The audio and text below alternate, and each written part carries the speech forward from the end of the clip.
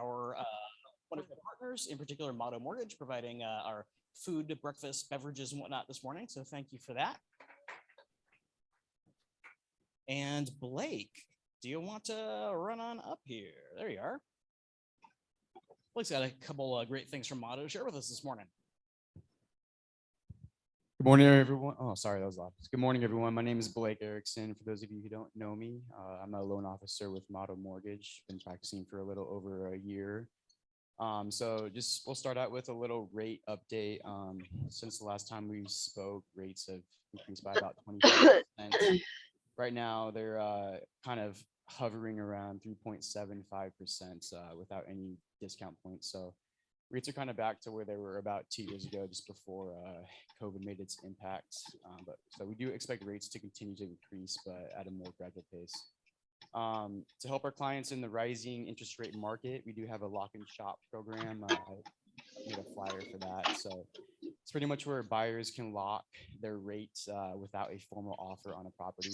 This will give our clients rate security with 60-day and 90-day rate locks that they can use while they look for a home in the meantime. So we think that's a pretty good offer given the circumstances right now with the rates increasing. Also through March 31st, we're offering up to $600 credit towards the appraisal on all primary purchases. This should take care of most of the appraisal costs, because most appraisals are around like $520 to $540. So that ultimately gives them more money in their pocket to save and spend as they wish. And that's gonna like, it's gonna help with a lot of like first-time home buyers that are kind of tight on their budget. So yeah. Also, lastly, Fannie Mae and Freddie Mac have implemented pricing adjustments to secondary home purchases. So, for example, if a buyer wants to put down 20% and secure a rate at 3.75% with no points, with the new rule and pricing adjustments, the rate would increase to around 4.625% if they wanted a rate without any points. So that's a pretty big jump. This goes into effect April 1st. So a lot of our lenders are recommending that we have the loan closed and funded by March 14th for them to be able to get there before the rule starts in. Yeah, so that's about it right now. So I mean, it's going up from 3.75 to 4.65. So that's, yeah. So I think just with the past couple of years, they've seen a big jump with a lot of people trying to buy secondary homes. So I think it's just their way of just trying to make some money. The good old government, yeah. All right, guys, appreciate it. Thank you. All right, and Jody, come on up. Title Alliance. Look at Jody. Looks like you're getting ready for Valentine's Day. Exactly. I'm ready for everyone to show me the love by sending me an escrow. So I am Jody Snyder. I am the escrow officer for Title Alliance Professionals, pseudo manager of Title Alliance Professionals. Wanted to just touch base with everyone. Haven't seen some of you yet. Since I've come back, I'm super excited to be back.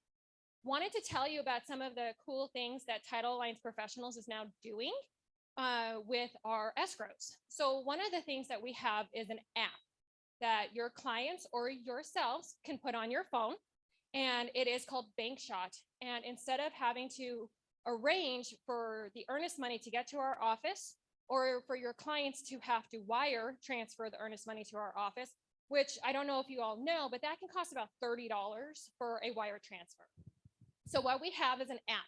It's very similar to mobile banking. And what you would do is you take a picture of the front and the back of your check, and it automatically deposits into our account. It's safe, it's secure. It is actually a company owned by Amazon, which we all know that Amazon is very safe and secure as far as all financials. So that's one of the cool things. Put it on your phone, you download it once, and it's done. We have a broker code. We send it every time we open a new escrow. I always send the information when I say thank you for the new contract to the clients, to the agents. So that way it's always something that's front of mind for them, is that's an option for them. The other cool thing that we have are on our title commitments, they're actually now hyperlinked. So I'm not quite sure if everybody knows what that means. So what it is when we send out a title commitment, there are now blue links on the requirements for all of the recorded documents. So instead of us sending 20 attachments for, CC&Rs, easements, plat maps, things like that, any exception, it's now all hyperlinked. And all your client has to do is click on the hyperlink and they can see every document that's recorded on the property. It's always available for them. So they always have access to read the CC&Rs that are recorded on the property. They always have access to see the tax records, anything that is recorded. So those are some of the cool things that we have right now. We are coming out with more as we move forward with all of the new technology with our company. So just wanted to mention those two new cool things. That's it. All right. Thank you, Jody.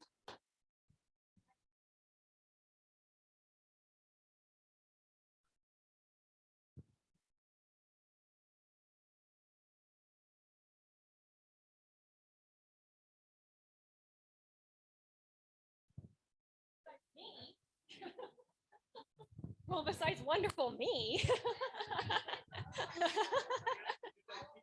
Okay, yep. So just really quick. So one of the things that I make sure is that communication is key. I send out weekly updates. Our title company, every title company is the exact same. We all do the exact same job. It's just how we communicate with our clients. So that's the biggest thing that I feel we do differently, is our communication is on point. So yeah, I'll talk to you more.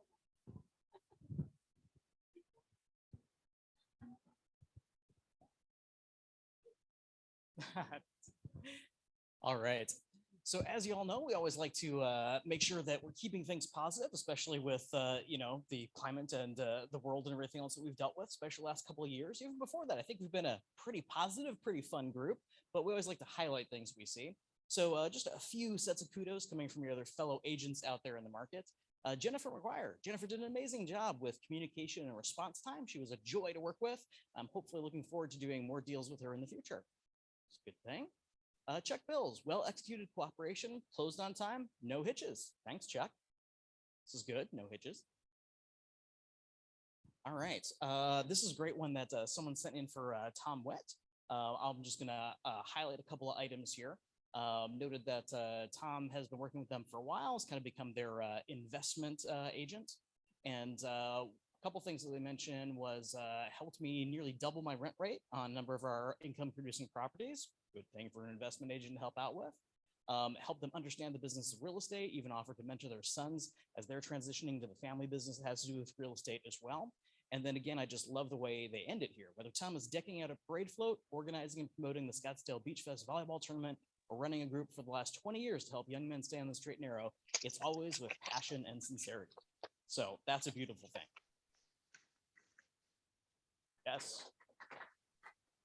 And then Linda Raywalt, you guys can kind of like glance through this, but again, it's just full of wonderful superlatives.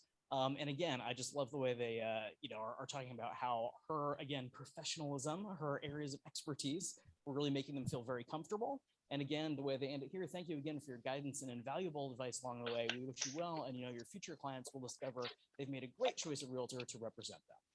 So again, you guys are getting, just wonderful kudos from your fellow agents that are out there working with you. Also from the client side, again, that's what makes y'all real professionals. We appreciate y'all. Keep up that good stuff out there. And of course, I think this shows why, people keep going back to us, right? All that good stuff we put out there, market, the positivity we've got, the knowledge, with y'all being here, tuning in for things like this to make sure you're on top of your game and you have that expertise to share with folks. And again, this is just a quick snapshot of the market. Hopefully we'll have the full annual numbers for at least our local folks shortly here. But, this is December. So again, over here, the red line, RE/MAX professionals. The next line down is composite of all the RE/MAX brokerages in the area. And then everyone else is kind of our competitors here and trails on off from there. So that's transactions per agent. I think that's a good metric since we're not, a company of 8,000 people like a few others out there. But you guys get what some people would say is more than your share of the market. I think it's at least our fair share because there's a reason you guys do that much more than everyone else.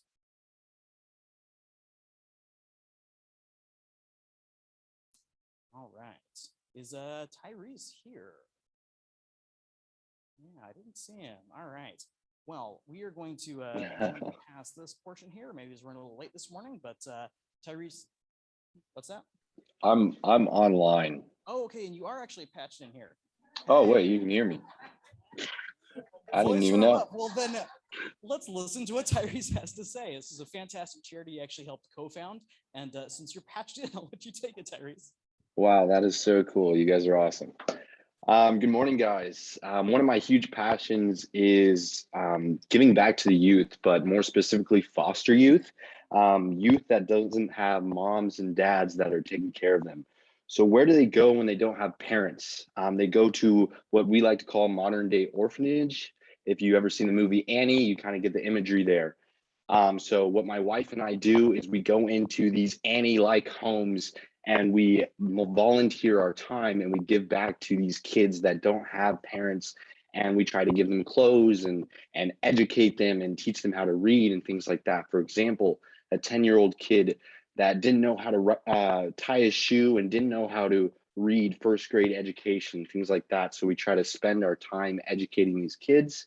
So I just want to stress and emphasize the importance of just giving back to our youth that don't necessarily have the same resources that we have. So I appreciate you guys allowing me to share. If you guys have any questions at all, feel free to reach out to me. Our company that we founded is called Yet to Come, meaning the best is yet to come through Christ. So we just try to spread positivity to our next generation.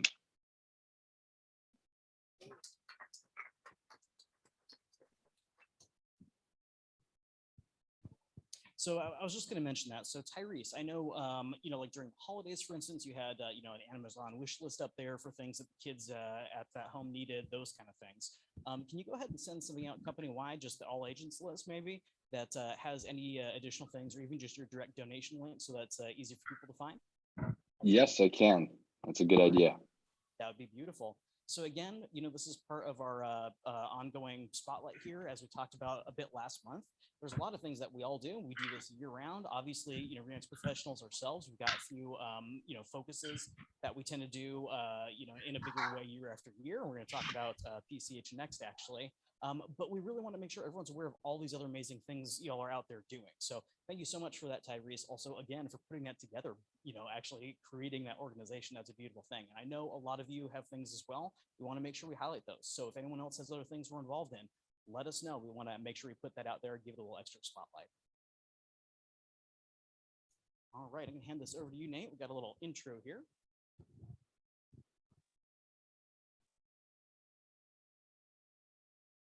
Every day, children across Arizona are fighting for their hope.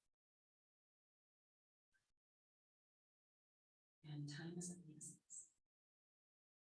They're battling cancer, living with heart defects, struggling with seizures, fighting illnesses, and recovering from injuries. For them, life-saving care can't wait. Mere moments can change the course of child's life. At Phoenix Children's, we're driven by that urgency. We're focused on making sure every child in our state and region has access to premier pediatric. This means we need to invest in the research and discovery that will help cure for cancer, eliminate epilepsy, and defeat diabetes. It means we need to recruit and retain the very best physicians to care for our children in their time of need. And ultimately, it means Arizona's children need their health care Phoenix Children's needs. So when it comes to a child's health and a child's future, moments count.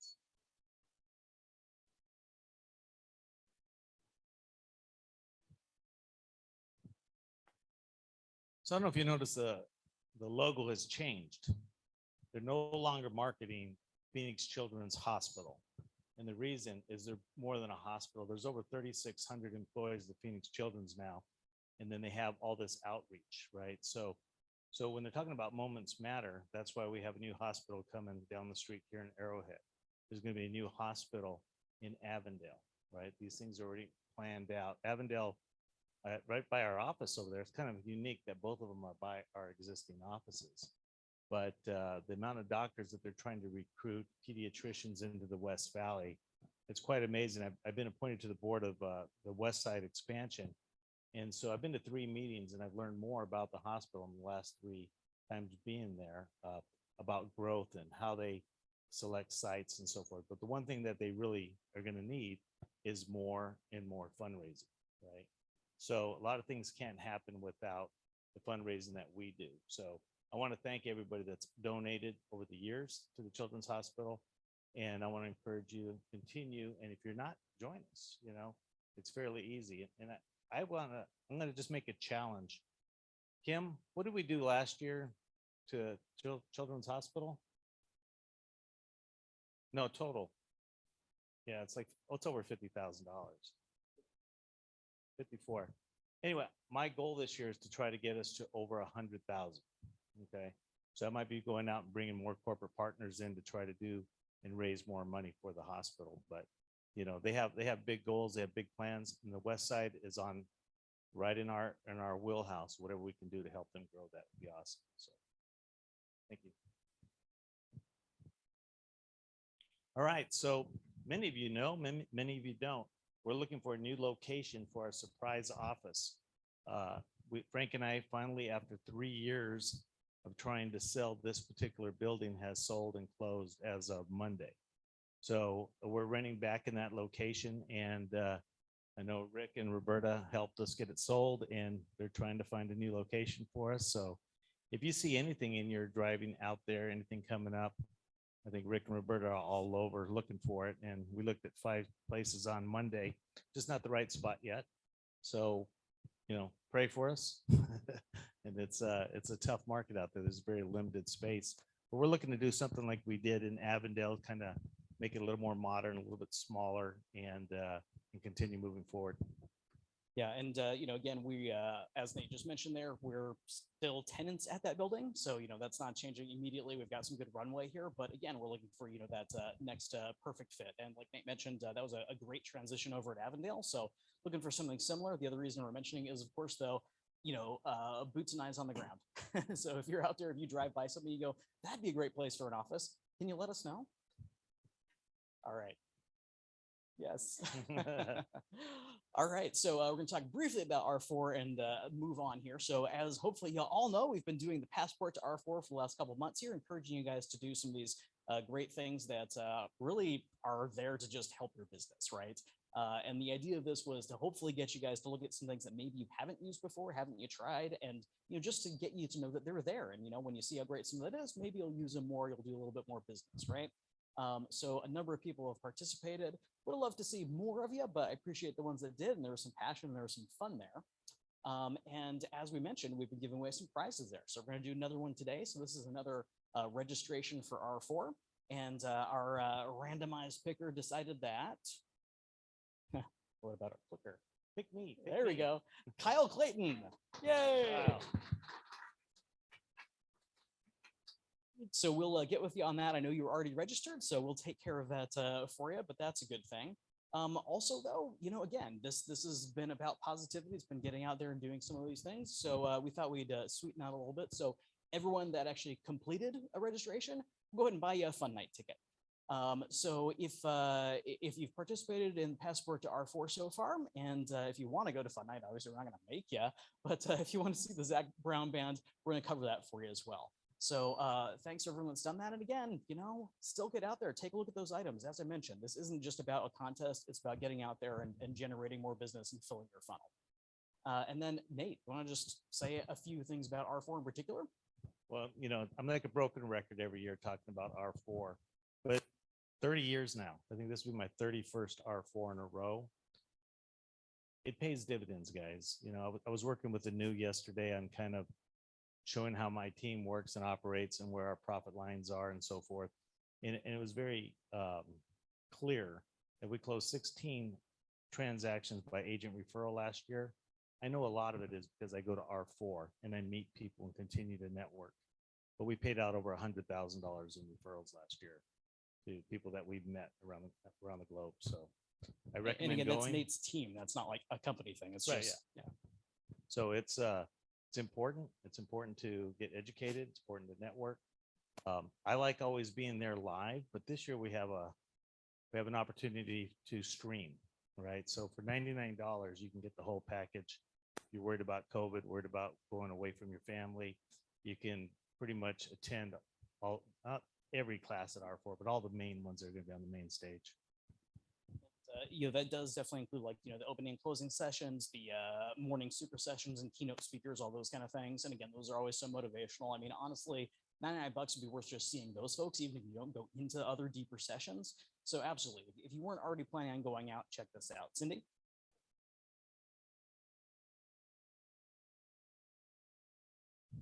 So Yes. yeah, the question Cindy asked was, is that recorded so that we can actually go back and look at it, or if you're not available for that session at that specific time? Yeah, that's what they've done in the past. I haven't looked at all the fine print on this one, but typically it streams live as it's happening. And then usually it's for, through the end of the month or something like that, you can go back and actually rewatch it. This also does come with all of the regular registrations. So if you're attending live and can't see one of these things that's streaming, again, you'll be able to go back and watch those later as well. So even if you're going to be on site, this kind of helps to make sure you actually get the chance to catch everything. So it's a great thing to have regardless. Yeah, I think everybody that's already signed up's already got the link, because I went to it the other day and it shows you all the classes that are there. Of course, they haven't been recorded or yet. All right, so that's all the stuff we wanted to let you guys know about, and we're going to turn this on over to Liz. Those of you that have been with us for a little while or just paying attention, frankly, I'm sure have seen Liz Recchia. She is a wealth of information. She's always fun to listen to, a ton of energy, and a ton of great stuff here. I'm not going to go on about her because I'm going to let her jump into everything she's got to share with us. But thank you again for coming in and being with us today.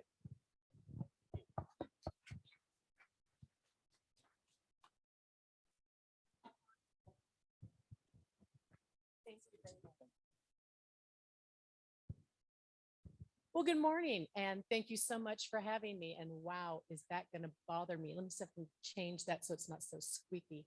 My voice apparently doesn't like this microphone particularly. So hang on just a second. Does it sound okay to you? Because it sounds horrible to me. All right, well, let's see if you're getting, how's that? Maybe that a little bit better. Is that, huh? Okay. I'm Government Affairs Director for the WeSERV Association of Realtors, so it's a pleasure to be here. I always enjoy coming and speaking to your group. So I thought we'd start with, I know you just had a speaker, what was it, Kim, a couple weeks ago on Taiwan Semiconductor. So I thought we'd start with that. You already know where it is, you know what it is, and how many jobs will be coming, particularly over the next few years. Their phase one is going to be completed later this summer.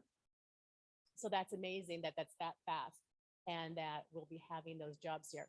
I hope as part of that presentation, they talked about in the city of Phoenix, they have the main campus where you think of it around the 43rd Avenue alignment. And then they have another set of commercial property that they zone that is off just a couple miles to the east of that. That's part of that whole Taiwan Semiconductor project, let's just call it. Because what they're trying to do is not only getting Taiwan Semiconductor, but you're getting all those ancillary supporting companies, right? So you may have seen that just recently there was a ribbon cutting, as in I think it was last week, for the chemical company that is critical for Taiwan Semiconductor to operate. So if you start thinking about all the ancillary businesses that are support so that you can get those chips, well, it takes a lot of ground to do that. And that's why City of Phoenix ended up coming in and rezoning last year, those two big chunks of ground so that they know they have dedicated area for those support companies like the chemical company. So the chemical company, their first phase is gonna be up and running by 2023. It's over 900,000 square feet. So once again, even though it's supplement to Taiwan Semiconductor, it's not a small facility. And that's the type of things that we're watching come in. With that means you're getting an increasing number of jobs. And that brings us to the next thing. How do you figure out what land's available and where it is? If you look at your map, and you should all have this packet. Oh, good. Parker, can you ride the gain on this? Because my voice hates this microphone. That would be excellent. Thank you. All right. The first thing you're seeing, that cover map, that is the ownership of state lands. And what you'll notice is that we have a lot of state land. State land is that deep, that pretty blue, that's very close to the color of this. All right, that's a lot of state land owned. If you know anything about the State Land Department, and we have Lisa Atkins, who is director of the State Land Department here on our stage in 2016 to talk about this very thing, because we could see what was happening. With that much state land owned in the West Valley, how do you start developing? Well, as you can see, there's been state land sales. We know state lands, some state lands have been leased. If you look around, if you look in your packet, this is just a real quick sort of heat mappy type of thing of the housing developments around, somewhere close around that northwest area where Taiwan Semiconductor will be going in. To just give you an idea, there's already existing new homes coming in. I know already, and you can find this out too if you go to the cities, they have entitled units already. So we know that there's over 150,000 entitled units in the West Valley. Phoenix already has entitled units as well, meaning that the city's already done their part, right? We want housing. This is the type of housing. Oh, by the way, this is the product, right? It's already to that point. What they need now is a builder or developer to come in and do that. That is what they've been looking at. And what's a big hang up right now for builders who dearly want to build? You have to get product, right, to build it. Yeah, labor, materials, and then the costs are going up. So that is one of our biggest issues right now in the commodities market and supply chain issues. Now, will that get cleared up at some point? Boy, I sure hope so. But I'm not sure we're not going to go through a whole lot more pain before we get to that point. If you see what's going on in the trucking industry, and you watch what's going on in the industry, energy industry, you pay attention to what's happening to federal land leases as far as lumber, raw materials, energy. A lot of those leases that we had a few years ago have been nixed. The question is, will some of the congressmen and women who are saying, wait a minute, maybe we're a little too fast on that, because guess what? That whole renewable energy thing y'all want, it's not here yet, and yet we have to function. We are literally seeing those conversations happening in Congress right now. And that's part of our problem. Unless they can find a way between the president and the Congress to come to terms with the fact that we need energy, we need lumber, we need gypsum, we need all that to come out of that raw material to come out of the ground now, and then have a system to transport to where it needs to go along the way, being manufactured and processed. Unless we have them come to grips with the current reality of physical world, then we're going to have a bit of a time problem going forward for all of this as well. It might even get any tighter, depending upon who you're listening to in those different industries. I read lumber, manufacturer rags, I read trucking rags, I read all sorts of different industry rags, so I can get a better handle on it, because they all are talking about their part of the world, right? Mining. In fact, we're going to have a mine come in. One of the mines in Southern Arizona is going to come into our Santa Cruz County membership meeting in a couple of weeks and talk to us about their mine and how that's working. So think about that when you get frustrated with the delays. Trust me, if you talk to a builder or developer right now, they are beyond frustrated. I was just speaking to a gentleman from Toll Brothers who was talking about some of those increases. Lennar was saying last year in some of their subdivisions, those delays, those increase of costs were increasing the price of their house as much as $100,000 a unit at that time. All right. So when we talk about cost of housing, yeah, that's part of it. There's many, we're going to talk about cost of housing more. There's many, many elements that stack up on each other, but that's just one. So yes, it's frustrating. And the builders are trying to, when I talk to them and say, what's going on in the future, they are really trying to hold pricing in this area of Taiwan Semiconductor when they are trying to keep it somewhere starting at the 325, 350 range. That's where they're trying to hold it. No, it's not, probably not, but so that means that they're eating some big costs up front right now. So we'll see, but that's their goal, shall we say. So one of these pages, you can see I blew it up. If you go to the State Land Department, Arizona State Land Department, you can find all these maps and they're interactive. So I took a screenshot of this one that is has Surprise in the center and then radiates out east and west from there, going towards the 17, because I wanted you to see all the blue, which is state land, right? So keep in mind, with the State Land Department no longer wants to do leases. Now, for those of us who have been in real estate industry for a while, but why? It's a stream of income and you still have the land, right? A lot of wealthy people in this world have gotten wealthy because they kept the land and did the lease thing, long-term, short-term, whatever it was, lease the land, have someone build their own building, do the whole thing, whatever it is they wanted. And they got wealthy that way. And so the State Land Department a few years back was doing leases Turns out state land department isn't very good at negotiating leases, so they decide not to. Now I have talked to them, and I've talked to a couple state legislators and said, guess what? We can help with that problem. We have people who know how to do that. So amazing. So if you want to come to WeSERV and talk to and get a list of our agents and brokers, I'm sure one of them, if not more, if you talk to them, can help you. So far, they're not taking this up on our proposal to go check out our membership. The other part of this is because a lot of you work all of West Valley, if not other areas as well. I blew up the land ownership for going south below from northern into the Estrellas. In case you don't realize it, Avondale does reach south of the Estrellas. City of Avondale reaches to the other side of the Estrella Mountains. Last year, City of Avondale and Goodyear entered into a contract.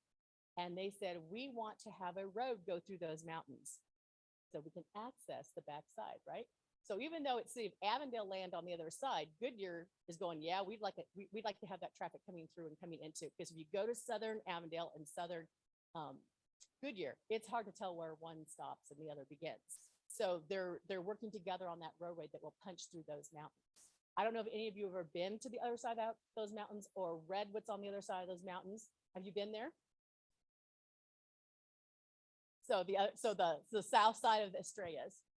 Yeah, you went down. So you were able to see. So right now it's ranches, it's other types of private concerns over there, just hanging out in rural Arizona. Looks a lot like desert if you drive by. If you drive through, make sure you have an off-road vehicle because it doesn't like cars. So you can go over there and look right now, but think about what that future opportunity looks like, because if they're punching a road through, how long before other things start happening? So those of you who have people who are saying, oh, what I'd really like is a house on 5 or 10 acres. You may not be able to afford it this side of the Estrellas, but you might be able to afford it on the other side of the Estrellas right now, today. They're talking about in the City of Avondale, they're already got proposals from some resorts who want to build a resort going up that mountain along that roadway on the other way side to the other side. In the City of Avondale's general plan that they just updated, they talk about what they foresee in that area. And remember, your general plans are generally a 10-year span. So they just included that part of Avondale as something other than, oh yeah, and by the way, that's Avondale. In their last general plan, they included, oh yeah, that's Avondale, and here's our vision for that part of Avondale. They want to keep it sort of that rural Arizona type of feel.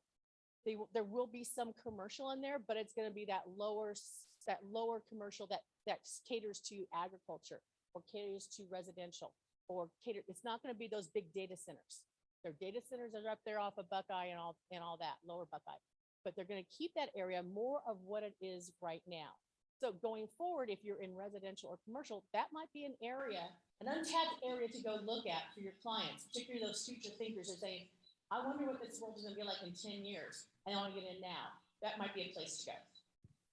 So along with that, in the state land, we're going back to state land department. So where do you find those lands in the state land department? Goes all that blue. Your client comes in and says, I identified this chunk of land. You go into state land department and on the map it says, we own that. How do you end up buying it? Well, the state land department announces their auctions. They have land auctions. And they work very closely with your cities and the counties to make sure that when they put a chunk of land up, there's some kind of plan. It's not just random. They do, however, take one-off offers. You can actually go to the state land department and say, I've identified this parcel you own, and I would like to buy it, and they will entertain that offer. You don't have to wait for an auction. That was something that Lisa Atkins was very clear about. You can come talk to us. We'd love to talk to you about selling a one-off somewhere. If it's a big chunk, a big parcel, a big chunk of land, then they're going to be working with those cities and those counties and that's when you hear about the auctions. They've already talked to the cities, they already talked to the counties. When Apache Junction annexed that big chunk of land last year, the county, both counties, both Pinal and Maricopa, because it sits there right on the line, Apache Junction, Mesa, Queen Creek, they'd already had that conversation about, well, what we're going to do there, what's going to look like. So when Apache Junction annexed that, they already had a good idea what was going to go there. They already knew we were going to have residential master plan. They already knew they were going to have commercial and where it was going to go. That had already been, and they already knew where their water was going to come from. They already knew where the electric was going to come from. They already knew the transportation plan that they were going to have to come up was going to have to address certain issues. So the state land department, those big chunks, does work with the cities and counties very closely. And so how do you find out about what's going up for auction?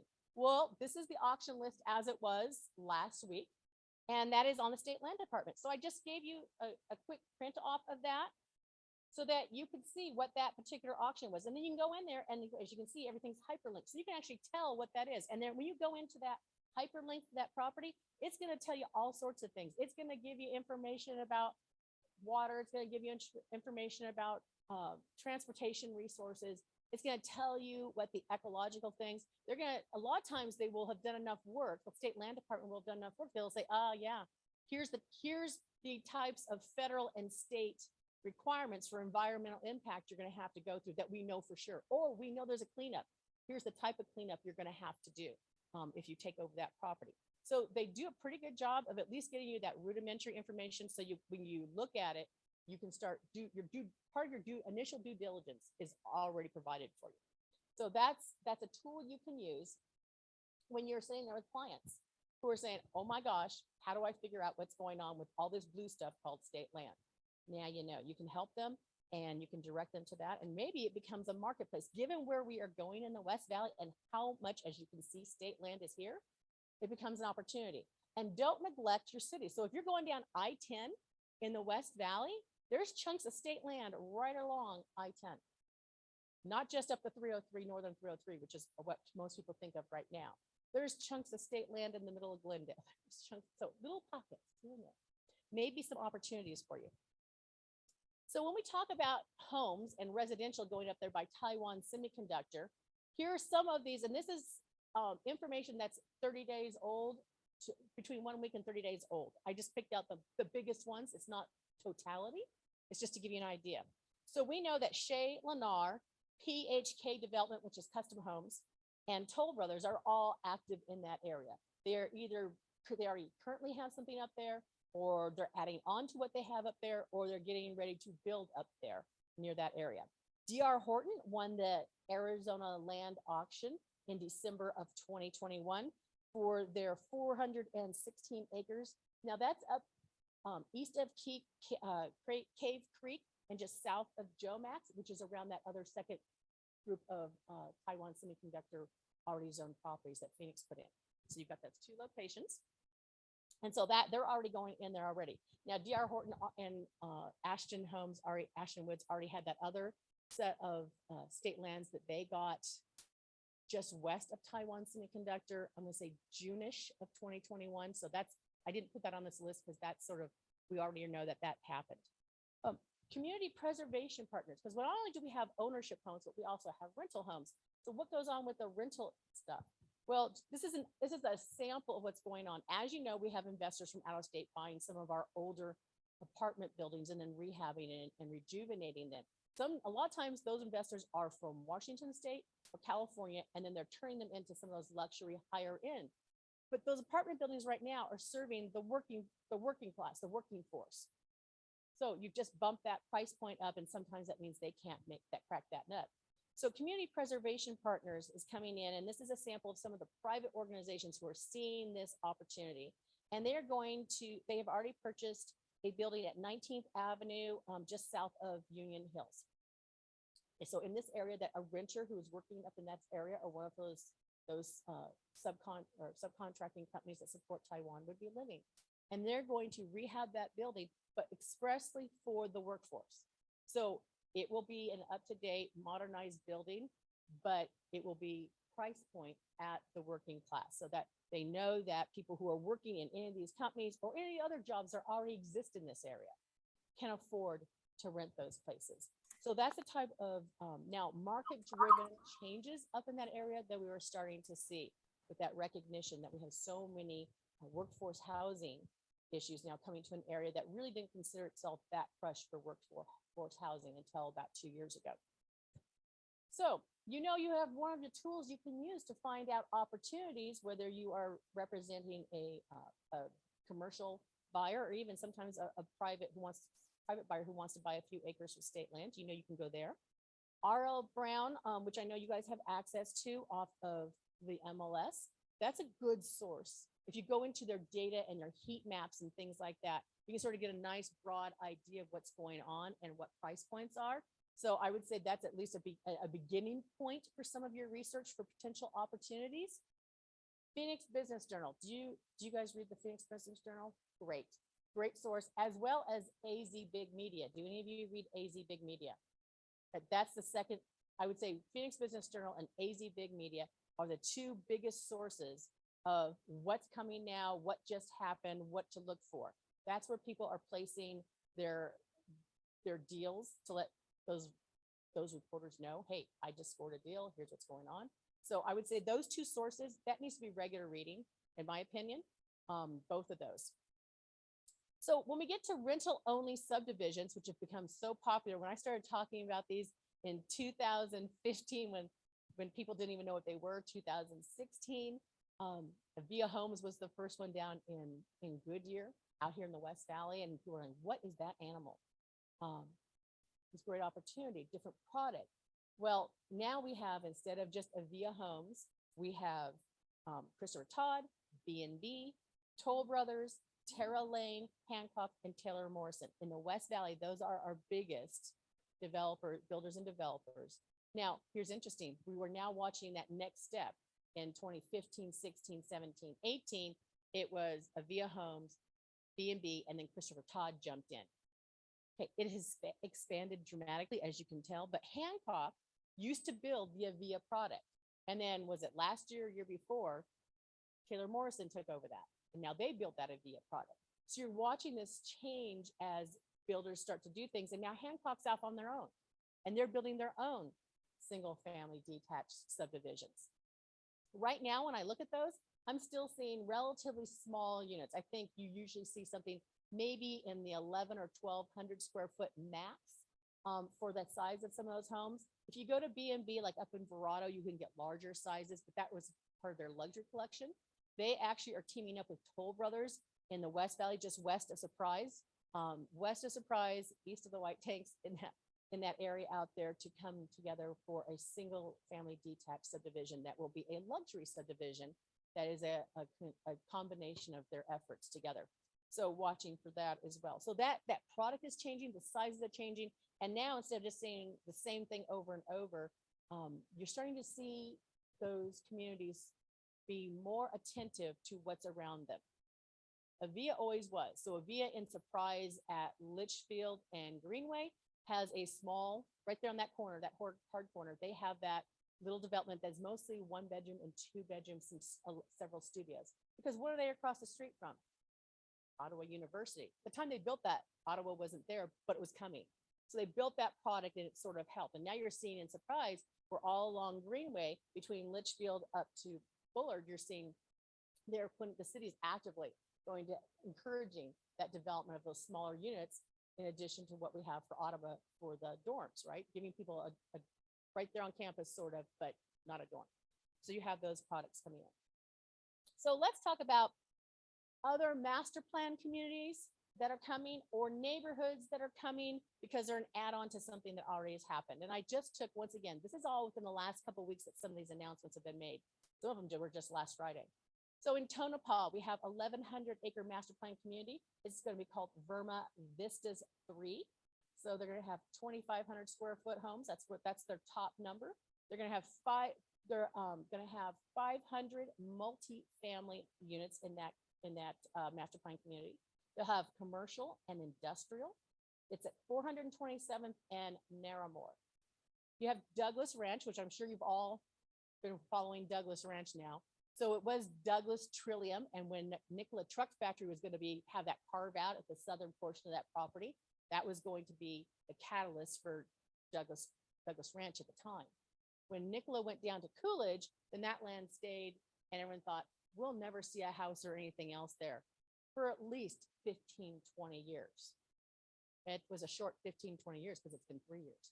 And last year we were getting builders saying, yeah, I'm going out to Douglas Ranch because I can still buy platted lots. I can still buy this at an affordable price. I got a pent up marketplace. And so that's where they were going. Yes. So if you are at festivals, all right, so you're out, Val, you go out to festivals, You go around the white tanks. It's on the white side, the west side of the white tanks. Was it 20 minutes or so away from festival? So yeah, it used to be out in the hinterlands, right? Yeah, pack a lunch. It's going to be forever to get there. Now it's close. And their day has come much faster than they realized. So Douglas Ranch builders were looking out there last year. Hughes Corporation actually purchased it last fall. And if you know that, that's the Colangelo Holdings were who had that. He had that for a long time, El Dorado Holdings. And they still have a 50% interest in the Trillium part, which is the master plan housing community part of Douglas Ranch. So you have the commercial, you'll have the residential. That area was always planned to be a smart city. It was planned to be a smart city before we had the Belmont stuff come. So it's still going to be a smart city. We'll just see what the current rendition of that smart city looks like. But the Trillium part of it, which is the Colangelo, El Dorado, has 50% of that housing. It's 3,300 acre master plan community. When it's built out, they're saying originally they thought it would take 15 years, but the update last week was, yeah, no, we're looking at this right now with pent up demand, less than 10 years to build out. And some of the builders up there are saying, yeah, I think more like 5 to 7. So we'll see what happens there. It is already, there's already people saying, I want to buy whatever you're building there.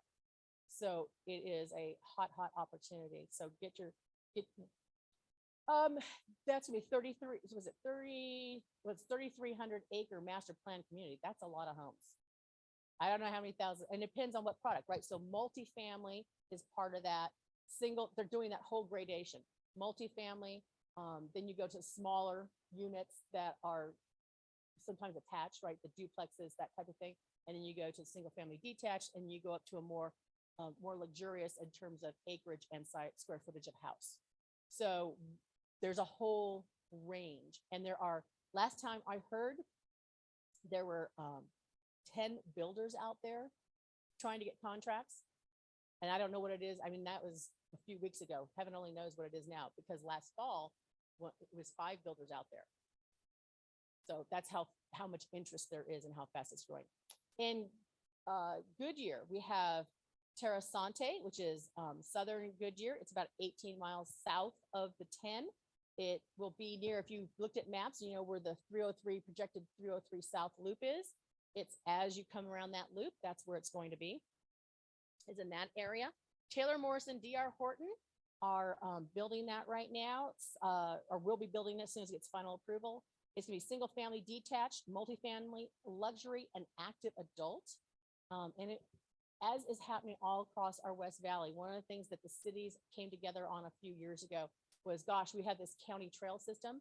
When we have housing developments, no matter where they are in this West Valley, we want them to connect to the county trail system if that county trail system is available. So all the cities have been doing that. If they have a new housing development that is in any way along that trail system, sometimes it goes through the middle of the community, sometimes it goes along the edge of the community. Just depends on where that trail system is, but they are embedding that trail system so that you will be able to walk the entire West Valley trail system from one end to the other. And you will just see all sorts of things, all sorts of new homes and commercial development. So I'm going to ask, what's our timing look like?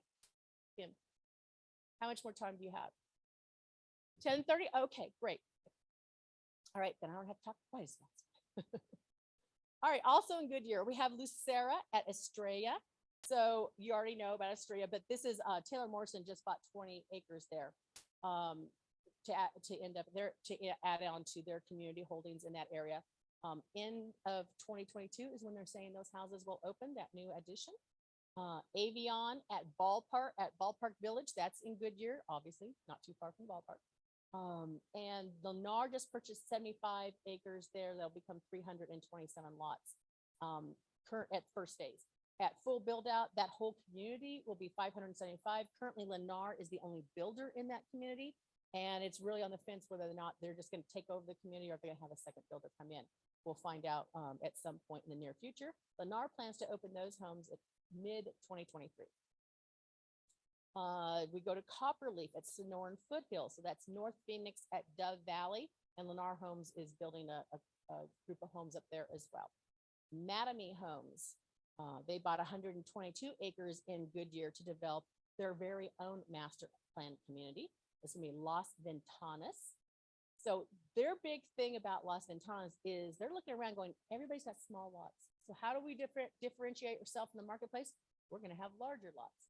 Now, the definition of larger lots, we don't know what that looks like yet, but the way they're talking, I think you could probably see something 7,000 plus, 7,000 square foot plus, which I know some people are 7,000 square foot isn't a large lot compared to some of the communities we have now. It's a very large lot. So, but that's what they're talking about. Sounds like they could even be going up to a quarter of an acre. They haven't made those decisions, but they are looking at that and saying we need to have larger lots. There's no larger lot properties coming online like there used to be. So that's their sweet spot for this development.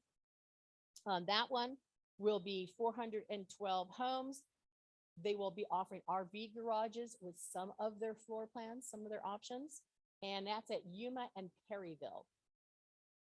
Right now, Mattamy Homes is saying that if they could build on their own schedule right now today, if there was commodities were not a problem, if labor was not a problem, if the world was as it should be, they have enough already entitled lots themselves in Metro Phoenix for 1,200 units a year to be built for the next 5 years, and that's just them. Okay, there are hundreds of thousands of already entitled units, and these builders going in and getting all that work done early, and then they're just like, as soon as we can build this, we're going to build this. So as soon as we have the ability for them, and we're seeing a lot of stuff go up right now, because one of the things that we saw builders do last year, and they learned quickly, was we're going to make sure we have all the products we need for this development, was a multifamily or as a subdivision. We're going to make sure we have all the products. We have all the toilets, we have all the ACs, we have all the wallboard, we have all the lumber, we have everything to cement, everything we need to build this. We're going to make sure we have it. We're going to corral it, and then we'll start working on it, because they learned the hard way. It didn't take long for them to learn. You can't trust that you'll get product, and you can't trust the product that you thought you were going to get at a certain price is going to be that same price next month. So in order to help restrain costs, have some control of that, and also have control over the amount of product that they have at risk, that's what they're doing.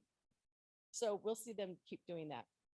And surprise, Landon C Homes bought 28 acres near Grand and Deer Valley Road, a just busted open area. Wasn't that long ago when I went, where is that? You said 163rd Avenue and Grand Avenue or Patton Road. They go, I don't know what that is. So now everybody's up there. So also a surprise, Century Communities is building 630 homes in the roughly same area. Century Communities has purchased another 49 acres at 183rd and Pinnacle Peak. That's going to be another 630 homes they're talking about in that entire development they're done. Oakwood Homes bought 40 acres at Citrus and Norwich. That'll be 218 homes. Mattamy bought 72 acres at Joe Max 147th. That'll be Bonita Ranch. It's going to be 208 homes. And that one's a lot of those, because of the area, you know, the trail system that they're connecting to the trail system. City of Surprise has that as part of their zoning when they start to put together their land development ordinances. Mattamy's talking about they're going to start selling in late 2023 for that Bonita Ranch. Portland bought 28 acres at Grand and Deer Valley. So those are some of the ones that are the most recent. Glendale, you have Glen 91. So this is going to be luxury apartment living, a true luxury apartment building, as you would feature it in your mind. If you thought, what's a true luxury building look like?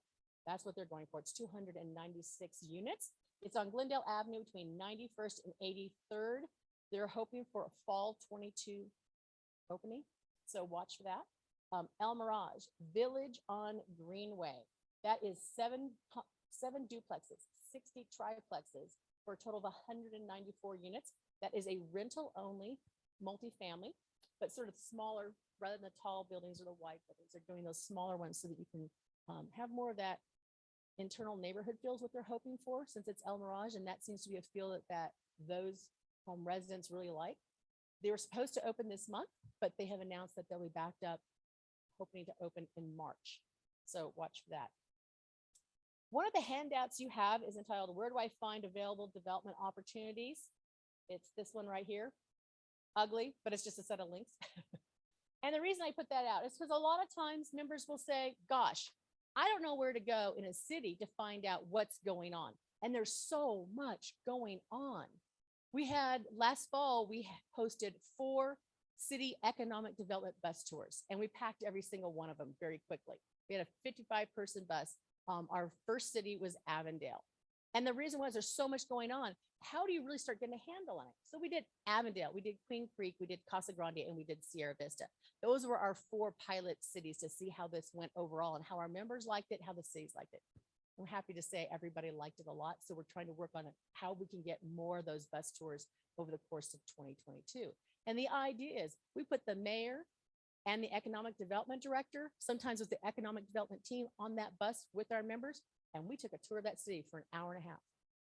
Because invariably, people would say, I worked over here in this city, but I didn't know about that, even though I thought I knew what was going on. I go to P&Z meetings, I go to city council meetings, I read the paper.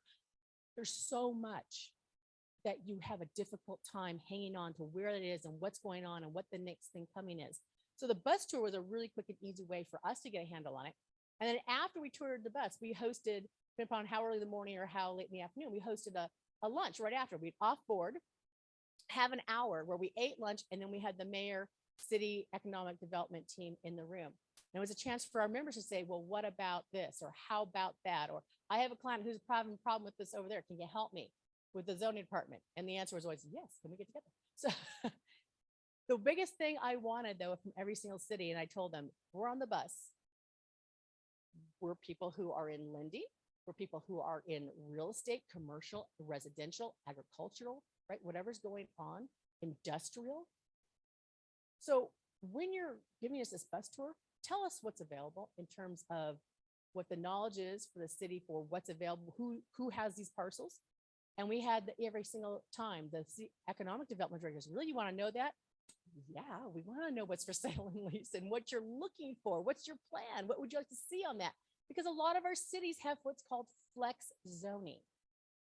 So flex zoning, if you don't know what that is they say, here's a piece of land.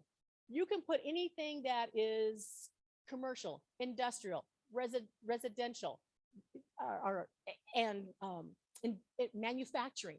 So they go through all their zoning code and they go, okay, in this area, what would be good? So you can go into an area, particularly around opportunity zones that have data centers or manufacturing or industrial. And one of the things the cities understand, and we have helped them understand, is you're putting all these jobs in down there, but you got no place for anybody to live. So do you think perhaps residential as part of that would be a great idea too? And so more of them have said, that is a good idea. We're talking about conflict. So now we're talking about conflicts within a city's own ordinances about what they want versus what they do. We put all the jobs down here and then we tell you, we don't want you to commute to your job, but you didn't put housing there. So let's talk about not conflicting with your goals yourself. And we do a lot of that in my department. We go into cities and we say, you have this goal, but ordinance A and ordinance B conflict with each other and don't achieve your stated goal.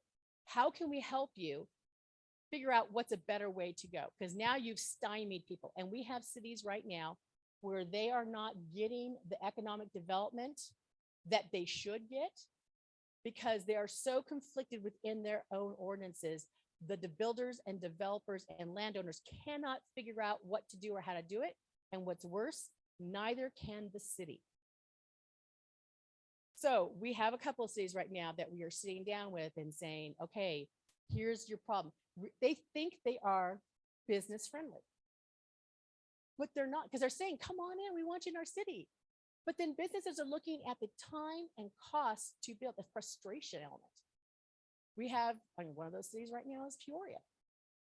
I was talking to a home builder last week who's going, and we were talking about the delays because I'm aware of it on the small business, small development part, because those people who will talk to me all the time, or members who are representing them will talk to me all the time. So I just said, what's going on with you guys when it comes to that? He goes, oh my gosh, just the inspection hurdles and conflicts within the inspections themselves. Peoria is getting a reputation in the new home building world as, you know what, if you can go somewhere else, you should do that because they're gonna stop you. How long does it take for them? And they do this thing where they come in and everything's swimmingly, and then they all of a sudden they do an inspection and say, oh, but we wanted 3 trees there. And they're going, what 3 trees? What are we talking about? Oh yeah, we want 3 trees there. In the entire 6 months we've been working with you, you've never said 3 trees there? Why 3 trees? Where did that come from?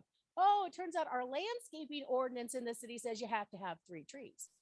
Okay, what 3 trees?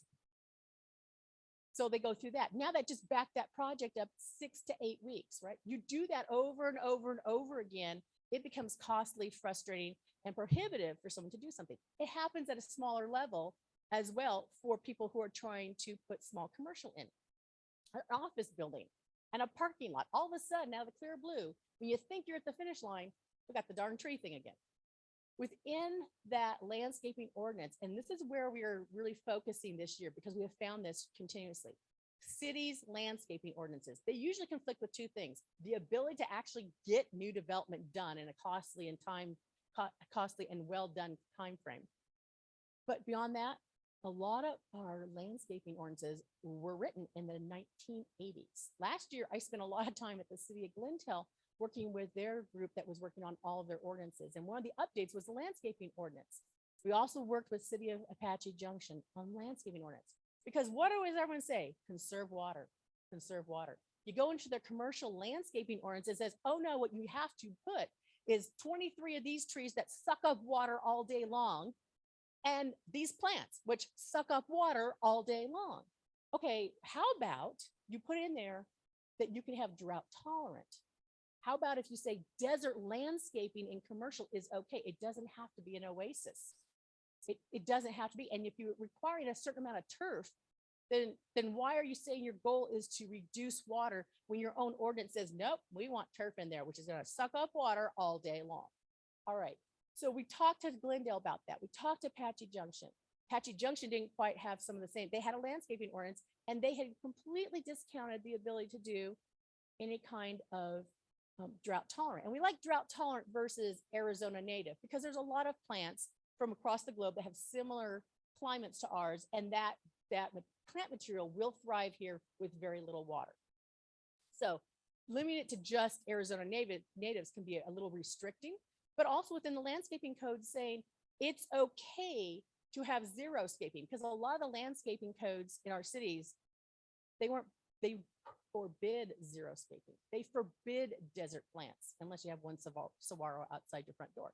Okay, that doesn't make sense for today. Maybe in 1986, although it didn't make sense there, but they thought it did. So 1986, they did that, but we need to update that. And Glendale had a landscape code from 1986. Surprise has been updating theirs for a few years now. They've been very easy to work with, and we started helping them and giving them some guide points about what it's like to do business in Surprise when we were helping them with their sign ordinance. Because one of the things they had in their landscaping ordinance was, great, you can have a sign this big, right? Except that we're going to make you plant a plant in front of it that's this big. So what happens to your sign, right? Not really good. Once we pointed that out to them, they went, yeah, you're right. We should change that. And they did change it. So some cities are very easy to work with. They just don't realize until you show them. So part of what we like to do is help them see their own conflicts and understand what that is. We've been pretty happy with some of the outcomes. So if you are into a city, a town that's within the WeSERV jurisdiction and you're just frustrated with all that, let us know.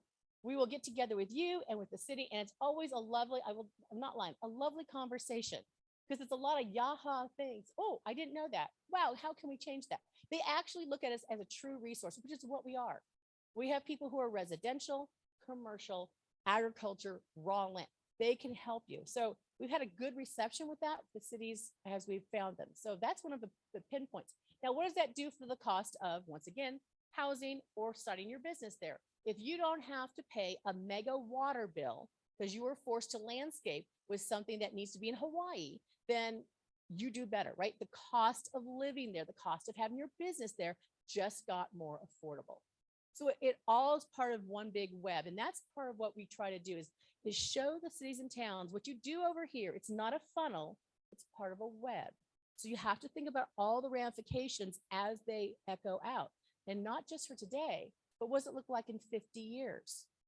You don't want landscaping ordinances that require Hawaiian trees, because 50 years from now, there's a really excellent chance you won't have water for that. So do we want to go there?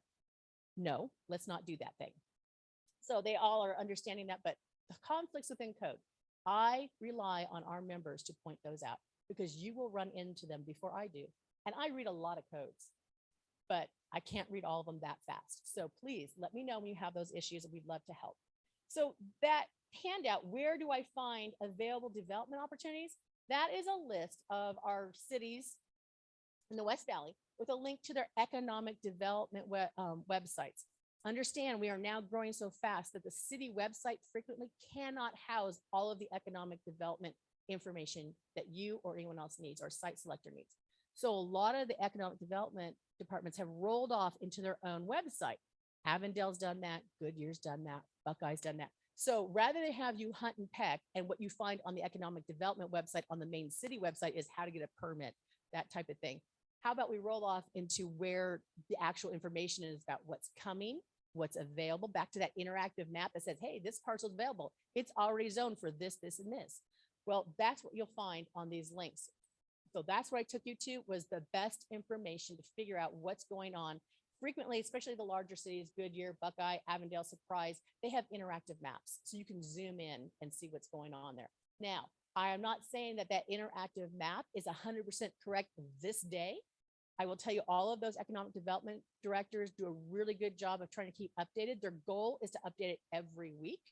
How fast is stuff moving? It's moving hourly.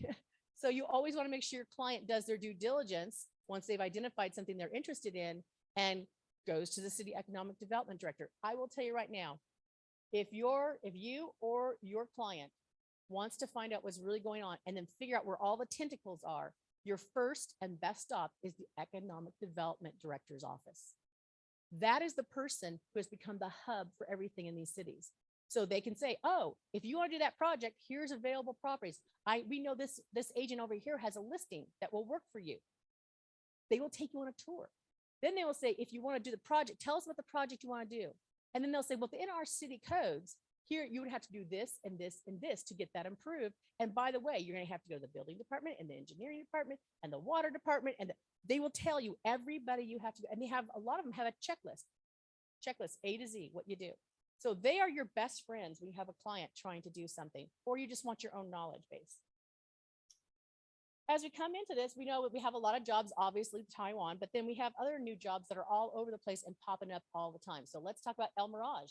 They have Avanti windows and doors, Tipton Innovation, cold storage. Okay, we have very little cold storage. This was a huge get. Microsoft, of course, opened up just a few months ago, their data center up there at Olive and Dysart. So those are just most recent.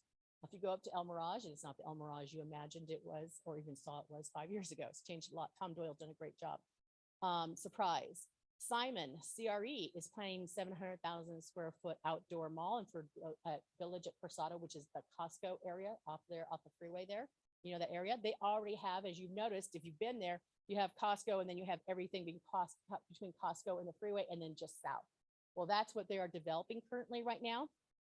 They already have, for that little part of it, they already have hard commitments from TJ Maxx, Home Goods, Marshalls, Five Below, PetSmart, Ulta, and they're going to put in a 500 unit multifamily south of that. So that whole chunk of land that goes like this and down. And you can go out there right now. They're moving dirt and putting buildings up as fast as they can for that. They also have restaurants. Two that are already committed to that is OHSO Brewery and Barrio Queen. And then in that same area, they're going to have, they're planning a hybrid health center. And then they're also going to have Fat Cats is planning to come in with a 63,000 square foot entertainment facility there. So that's going to be quite the area. Buckeye, we have Abrazo Medical at I-10 and Verrado Way. Core Power. Core Power is a lithium battery storage company. And they're going to be going in at SR 85 and Baseline. Jackrabbit Ranch Marketplace is at 195th and Indian School, and Jackrabbit Crossing is across from Fry's at Verrado, that sort of little chunk of ground that was sitting there very sorry and sad for itself. Not soon not to be. So that's just the most recent things there. Goodyear, we have, of course, the Goodyear City Hall, the library, the Class A office complex, and the entertainment area. If you have not driven by the new City Hall that is going up so quickly. I know they said it would. I just didn't believe it could be this quick. It's supposed to be opening June of 2022. And I'm looking at it every week. I drive by it, and every week I'm going, yep, they're gonna make it. For those of you who don't know, Mayor Lord passed away around Christmas time. And Goodyear has a new mayor. So they had a memorial for Mayor Lord at this site a couple of weeks ago. So well attended, she was well loved. And I'll tell you, this was her baby.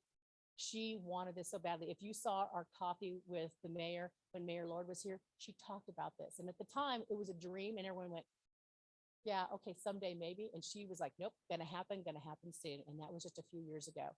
So sad that she won't see it, but I'm so glad she got to see that it was going to happen just like she wanted, because all this was happening. So those of you who can get a chance to go look at that in June, you can drive by it right now. It's McDowell at 150th. So you know where Astoria, the Home Goods and Staple is off of Astoria Parkway. Just go east one place, and all that building, that dirt that's turning, yeah, that would be this. It's going to be amazing. I have a article up on WeSERVGAD.org, which is our government affairs hub. WeSERVGAD.org. No E on serve. WeSERVGAD.org. WeSERVGAD.org. And I have an article with all the artist renderings of what this complex will look like. So you can go check it out. Air Park Logistics Center at Bullard and Yuma. Over 2 million square feet will be there. Airport Gateway South, 143rd in Yuma. That will be over 500,000 square feet. Lake and Park Logistics at MC 85 and Cotton Lane. Let's see here, Goodyear Crossing Industrial at Saraval and West Elwood. Meyerberger Solar Manufacturing. Wow, say that 10 times fast. They're bringing not only their manufacturing plant to Goodyear, but also their North American headquarters. So they decided there too. So that's on Litchfield. If you're coming down Litchfield, just before you get to MC 85 and you're across the street from the airport, it's right there. So yeah, watch for that. My Dog Toy, which I'm sure you have, if you've driven down 10 or been over on test drive, you've seen the building on what the heck is that? Yes, it's exactly what it is. It's a pet supply store, manufacturer and supplier. So those are the most recent West Valley things within the last 30 days or less. Some of them were just announced last week. One of the things I wanted to call out to your attention is we at WeSERV Government Affairs, we know that we're part of the community and that you're part of the community. So one of the things we look at is how can we help our community? And by that, it's our cities, it's our towns, it's our county. How can we help what they're trying to achieve, and which in turn you are trying to make your living at? That is real estate, right? What does that look like? Whether it's resale, new development. How do we help get the information out about what the West Valley really is and what it looks like? So we commissioned a study on SR 30, and we commissioned that study last fall for a reason. If you've looked at, and I've had articles on SR 30 at the WeSERVGAD.org website, so you can see the maps. The original maps from ADOT showed SR 30 going from 85 across the backbone of Southwest Valley, approximately the Broadway alignments, but it curved around, pinpoint was gonna connect up with Loop 303, 202 to the South 17. That was always the plan. That's been the plan on the books for over 20 years. And then sometime last summer, mysteriously, the leg between 85 and 303 just got dropped off of ADOT maps. It still exists on MAG maps, but it doesn't exist on the ADOT maps. So what happens when you have an industrial corridor and 85 comes up and you force people to keep going up 85, come on to 10, go down the 303, and then hook up to SR 30? But we know the industrial corridor goes all the way out to 85, right? It goes from 17 all the way out to 85. What happens to that industrial corridor? What opportunities are missed? And by missed, I mean not just today. What does this look like in missed opportunities in 50 years? What's it look like in 25 years? What's it look like for housing, jobs? What did it look like overall? So since no one had ever answered those questions, and those are questions that real estate agents and brokers need to know, as well as others who are developing and building, we thought we'd do something. So we commissioned a study. We hired rounds to come in, and I asked them to do 4 scenarios. And I asked them to take a look not only at immediate consequences, positive and missed opportunities, both of now and 20 years, which is sort of their standard, but I want to know what happens in 50 years. In 50 years, are we so choked off? Have we just done a bad job this generation so that 50 years from now, our great grandchildren don't have some of the opportunities they should have had. What does it do when I-19 comes off and it can't offload onto the industrial corridor? It has to go up 10 and around. That I corridor, I-11 corridor from Nogales all the way up to Canada, it's a major trading route, right? And then and when you come up I-11 and you're going through that part of Buckeye, what's Buckeye doing out there?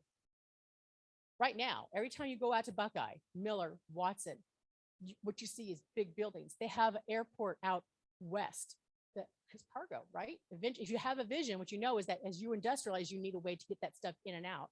And you have to have an airport. They have rail.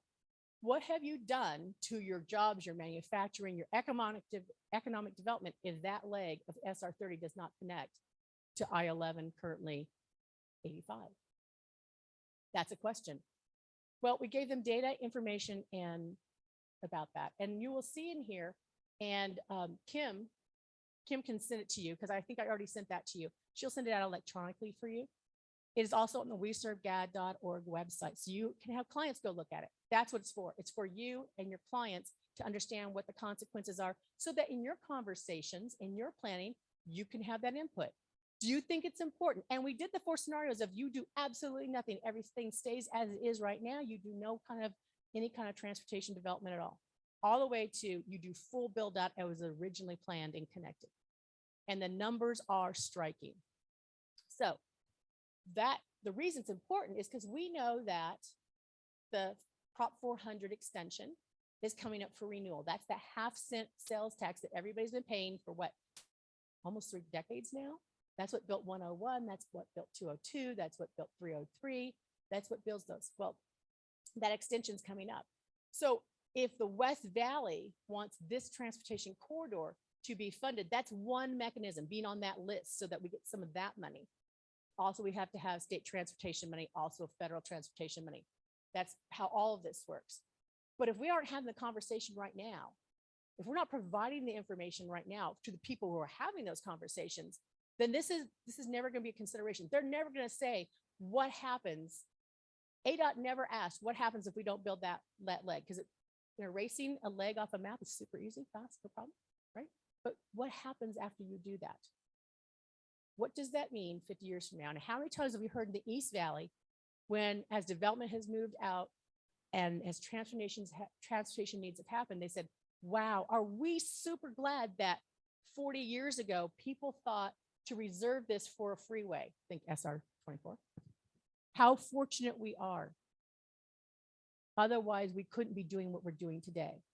Well, I'm here to tell you, we are that generation that needs to make sure that 2 generations from now, they're able to say, wow, are we really lucky that group of people thought about what we would be facing and prepared for us to be able to do what we need to do, function.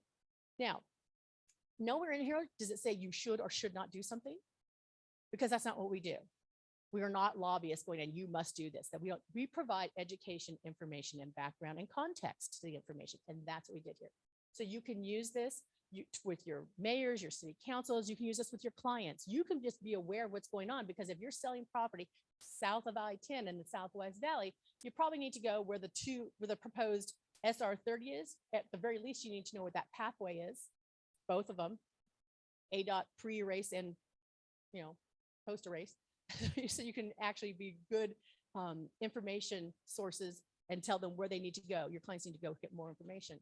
But beyond that, we do have a totality of economic development, both for West Valley, but for the state of Arizona. This really is, we're talking about international trade potential hiccups. So that's why we produced that. We have already had that distributed to over 200 decision makers, state legislature, mayors, of course, economic development in our areas, Westmark. It has now gone places that I haven't been, because people who read the information take it to the next conversation. So that's for you.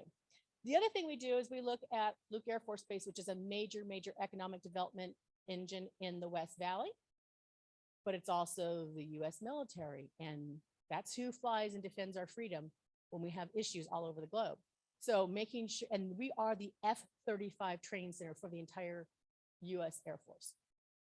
So we really need to make sure that when folks come in, they have a place to live, there's a job for their spouse, there's schools for their children. So one of the things that has happened is in the military, you get a housing allowance when you live off base. Almost everybody lives off base at Luke because they have almost no on-base housing. And the on-base housing they have was run by Belfour. Anybody heard about Belfour and the issues they're having? Like they're not doing a good job. So I will tell you right now, 1/3 of the on-base, the very little on-base housing they have at Luke is not available to be occupied. And the rest of it is a frustration trying to get repairs done and things like that. So the vast majority of Luke personnel live off base. So that means they need a housing allowance to allow them to rent a place, right? I have to rent in this marketplace. The Pentagon had their 2021 BAH, that's what their housing allowance is called, at, in some cases, depending on what rank you were and how many dependents you had, at less than 2019 rates. The rest of them had just basically stayed flat. And have we escalated in rental? Yes. So it was really critical that our airmen have the ability to rent. And what we had in the marketplace was we get 5 or 6 airmen renting a larger house, right? Because they could share it. But that meant that someone with 5 or 6 children, and we have a lot of military, Air Force, we have Navy and Marines down there too, not just Air Force, but we have a lot of military who have larger families. All of a sudden, larger families didn't have an affordable place because we had 5 and 6 there. So what do we do to help? And that's across the board. It just was really prevalent and easy to identify in Luke. So we went and we did a rental survey of the entire West Valley. That's what this is. All this is a rental survey. What actually happened? And I took actual numbers of closed and available listings and the prices. So they got an actual rental survey. And then in front of that, I did about a 6-page letter that said, here's the context for this. Yes, supply and demand is part of it, but commodities is a part of it. Supply chains are part of it. We're having a delay. We have entitled multifamily units. We have entitled single family units, but people can't build because they can't get the stuff. So understand that's part of what it is. And that's part of our escalation in pricing. So we did this entire thing went. And once again, who's having those conversations? Yes, Luke Air Force Base Housing is having that conversation. We had that conversation with Senator Sinema and with Representative Lesko and got them this report because where do they have conversations about military housing? In Washington, D.C. So they needed this information so they could fight for Luke and say, look, I got real numbers here. I know what's going on. The Pentagon actually called the housing department at Luke Air Force Base and said, wow, can you just get us some more information? And Luke called us and said, gosh, we don't even know what to do here. Don't worry, we got you covered. So we did that. I also took the information on not only to Luke Air Force Base Housing, but to the Chris Toll, who works with the general. And the general wasn't able to make that meeting that day, but we got in that information because does the general have different housing conversations than Luke Air Force Base Housing, and then Senator Sinema, and then Representative Lesko? Yes. And then we had West Valley cities and towns, because West Valley cities and towns are where these people live, right? And the West Valley cities and towns mayors and economic development directors, they have conversations, but in different corridors than the general or the federal legislature. And the state legislators have other conversations. So a bunch of them got it. So spreading our report out through all these people meant that when the Pentagon started talking housing allowance for Luke Air Force Base, other people were carrying our information. Other people were carrying our reality. Other people were carrying our message all too. So they got bombarded from lots of different directions, but always with the same information, the true information, because you folks are the author of the information. So we did that. And in November, the new BAH amounts came out. And I'm going to tell you, people who are in the military couldn't believe it. We managed to have in this West Valley for Luke Air Force Base on par, almost across the board, increases between 8% and 16%. That is unheard of. So that is the, thank you. And Colonel Molinex was a guest of mine when I did the commercial real estate group forum for them with Luke Air Force Base in November. And he said, if it hadn't been for WeSERV, we would not have gotten what we want. We want to thank you guys so much, because without you, we would not have gotten those increases, which are so important to our airmen. And they've asked us to do this again in April. So if any of you would like to help me collect information and put data and get that context and do this again on behalf of Luke Air Force Base, please call or email me. We have a workforce housing task force and a lot of conversation we already had we're talking about. So we're going to go through and say, hey, you know, where's your ordinance that says no STRs, short-term rentals, no ADUs, accessory dwelling units, and yet you want to have affordable housing, but you've taken out two really interesting things. What happens when you start having workers come up for Taiwan semiconductor and they can't rent a place for 6 months while they find a new place or why their house is being built? What happens when you go to a medical corridor, they're bringing in doctors and nurses, but there's no place for them to land permanently, but they need a place for 3 to 6 months, 9 months to land. Let's talk about how your city ordinance is causing some of your own problems. Let's change some of that. Let that happen. Let the marketplace help answer the problem that you have, because we can help you here. We can take care of it. So we have also a water issues task force. This flyer was our first product out of that. This year, we're going to go very, very hyper local because some of our cities and towns are actually contracting with other entities to haul in wet water. So if you'd like to be part of any of those or any of our other work groups, we have candidate interviews coming up. If you want to interview candidates, let me know. We have candidate interviews and I can put you on a race. You can do one race, you can do more than one race. You can contact me, I'll put you on the list and let you know. So that's my hot topics right now. Thank you so much for having me.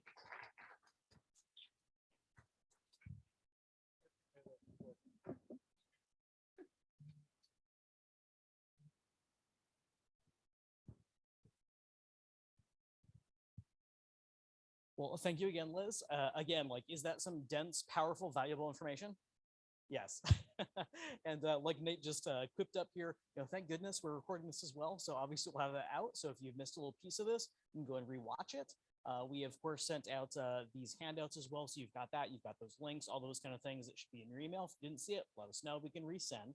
And as Liz also mentioned, WeSERVGAD.org, amazing resource. You know, definitely keep your eye on that. And again, what I really, really appreciate so much too is that there are so many ways to actually get involved. I mean, again, I love hearing that piece about, you know, for housing, the stuff for airmen, all those kind of pieces. Again, that doesn't happen without the data. And that's why it's so important for us to help support and, you know, pay attention to all the efforts out there, gathering, collating, and then actually distributing that data. So amazing stuff. Thank you so much. And with that, it's 10:30. We're going to let y'all move on out with your day and have a great month. Welcome to February, everyone. Thanks.